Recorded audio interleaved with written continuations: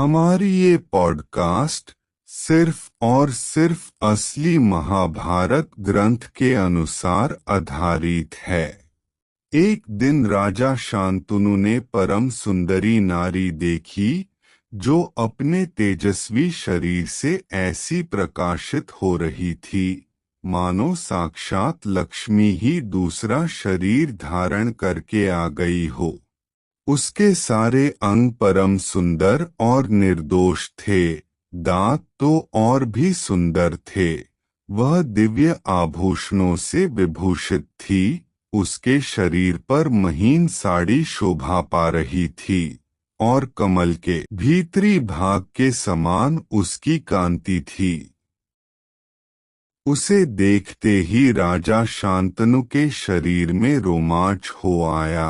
वे उसकी रूप संपत्ति से आश्चर्यचकित हो उठे और दोनों नेत्रों द्वारा सौंदर्य सुधा का पान करते हुए से तृप्त नहीं होते थे। वह भी वहां विचरते हुए महातेजस्वी राजा शांतनु को देखते ही मुग्ध हो गई। स्नेहवश उसके हृदय में सौहार्द का उदय हो आया। वह विलासिनी राजा को देखते देखते तृप्त नहीं होती थी।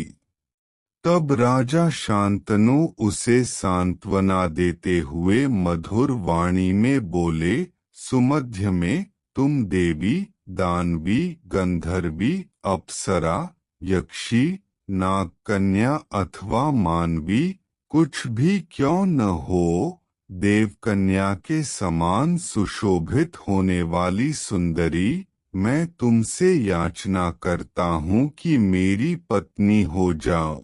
वैशंपायन जी कहते हैं, जन्मेजय, राजा शांतनु का मधुर मुस्कानयुक्त मनोहर वचन सुनकर यशस्विनी गंगा उनकी ऐश्वर्य वृद्धि के लिए उनके पास आई। तट पर विचरते हुए उन नृपश्रेष्ठ को देखकर सती साध्वी गंगा को वसुओं को दिए हुए वचन का स्मरण हो आया। साथ ही राजा प्रतीत की बात भी याद आ गई। तब यही उपयुक्त समय है। ऐसा मानकर वसुओं को मिले हुए शाप से प्रेरित हो वे स्वयं संतानोत्पादन की इच्छा से पृथ्वीपति महाराज शांतनु के समीप चली आईं और अपनी मधुर वाणी से महाराज के मन को आनंद प्रदान करती हुई बोली, भूपाल, मैं आपकी महारानी बनूंगी एवं आपके अधीन रहूंगी। परंतु एक शर्त है, राजन, मैं भला या बुरा जो कुछ भी करूं, उसके लिए आपको मुझे नहीं रोकना चाहिए और मुझसे कभी अप्रिय वचन भी नहीं कहना चाहिए। पृथ्वीपते, ऐसा बर्ताव करने पर ही मैं आपके समीप रहूंगी। यदि आपने कभी मुझे किसी कार्य से रोका या अप्रिय वचन कहा तो मैं निश्चय ही आपका साथ छोड़ दूंगी। तब राजा शांतनु देवी गंगा को रथ पर बिठाकर उनके साथ अपनी राजधानी को चले गए। साक्षात दूसरी लक्ष्मी के समान सुशोभित होने वाली गंगा देवी शांतनु के साथ गईं। इंद्रियों को वश में रखने वाले राजा शांतनु उस देवी को पाकर उसका इच्छानुसार उपभोग करने लगे। पिता का यह आदेश था कि उससे कुछ पूछना मत। अतः उनकी आज्ञा मानकर राजा ने उससे कोई बात नहीं पूछी।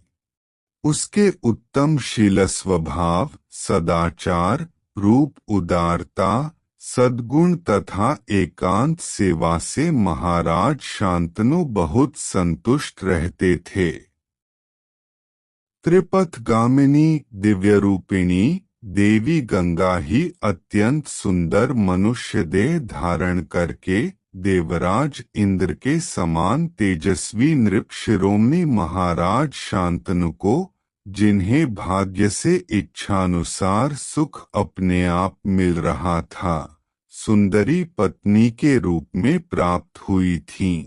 गंगा देवी हाव भाव से युक्त संभोग चातुरी और प्रणय चातुरी से राजा को जैसे जैसे रमाती, उसी प्रकार वे उनके साथ रमण करते थे।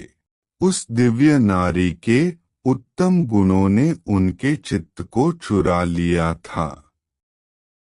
आठ वे राजा उसके साथ रतिभोग में आसक्त हो गए। कितने ही वर्ष, ऋतु और मास व्यतीत हो गए, किंतु उसमें आसक्त होने के कारण राजा को कुछ पता न चला। उसके साथ इच्छानुसार रमण करते हुए महाराज शांतनु ने उसके गर्भ से देवताओं के समान तेजस्वी 8 पुत्र उत्पन्न किए। भारत जो पुत्र उत्पन्न होता, उसे वह गंगा जी के जल में फेंक देती और कहती, वत्स, इस प्रकार शाप से मुक्त करके मैं तुम्हें प्रसन्न कर रही हूँ। ऐसा कहकर गंगा प्रत्येक बालक को धारा में डुबो देती थी। तदंतर जब 8वां पुत्र उत्पन्न हुआ, तब हंसती हुई सी अपनी स्त्री से राजा ने अपने पुत्र का प्राण बचाने की इच्छा से दुआ खातुर होकर कहा, अरे इस बालक का वध न कर, तू किसकी कन्या है, कौन है? क्यों अपने ही बेटों को मारे डालती है? पुत्र घातिनी, तुझे पुत्र हत्या का यह अत्यंत निंदित और भारी पाप लगा है। स्त्री बोली, पुत्र की इच्छा रखने वाले नरेश, तुम पुत्रवानों में श्रेष्ठ हो। मैं तुम्हारे इस पुत्र को नहीं मारूंगी, परंतु यहाँ मेरे रहने का समय अब समाप्त हो गया, जैसी कि पहले ही शर्त हो चुकी है। इस प्रकार श्री महाभारत आदि पर्व के अंतर्गत संभव पर्व में भीष्मोत्पत्ति विषयक 98वां अध्याय पूरा हुआ। अगर आपको ये पॉडकास्ट अच्छी लगी तो चैनल को जरूर सब्सक्राइब करें। धन्यवाद।